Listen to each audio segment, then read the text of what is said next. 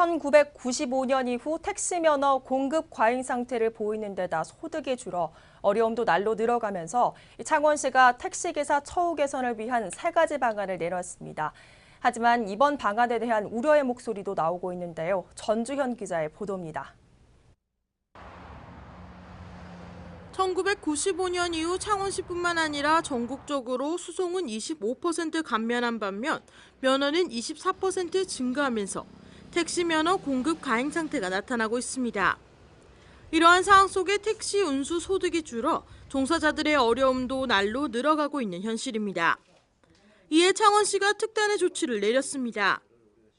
2015년 국토교통부 발표에 따르면 전국 택시의 21%인 5만 5천 대가 공급 과잉으로 포화 상태에 놓여 있습니다.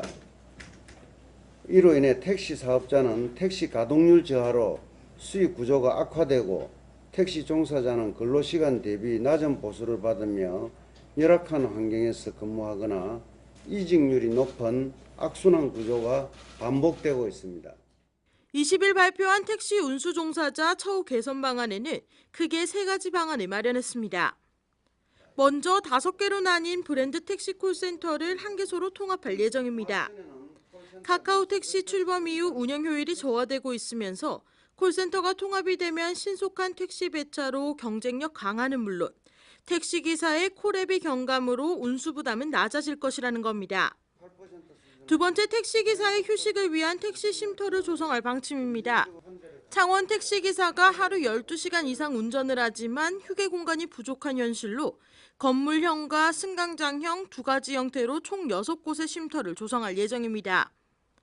하지만 최근 조성된 대리운전기사 쉼터 운영에 차질을 빚고 있는 가운데 택시기사 휴게 공간 운영 관리도 힘들 것이라는 우려의 목소리도 제기됐습니다. 마지막으로 택시 감차 사업 확대 추진으로 택시 감차 목표를 조기 달성할 것이라는 겁니다. 공급 과잉을 보이고 있는 창원시 관내 택시 면허 대수로 인해 시는 2015년부터 2034년까지 20년간 연간 50대 감차를 추진하고 있습니다. 조기 달성을 위해 목표치를 연간 100대 감차로 추진하는 데 박차를 가해 향후 10년 내 감차 목표에 조기 달성한다는 계획입니다.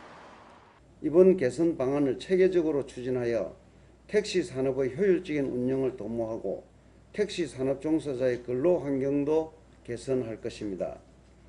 젊은 계층의 종사자들이 희망을 갖고 다시 찾아오는 택시 산업, 한층 더 안정적인 택시 산업, 시민이 안전하고 편리한 택시 산업이 될 수 있도록 최선을 다하겠습니다. 하지만 창원시가 이번에 발표한 택시기사 처우 개선 방안이 일자리 창출에 힘쏟는 현 시점과는 조금 동떨어진다는 이야기도 나오면서 이번 방안이 득이 될지 실이 될지는 앞으로 지켜봐야 할 대목입니다. 하나뉴스 전주현입니다.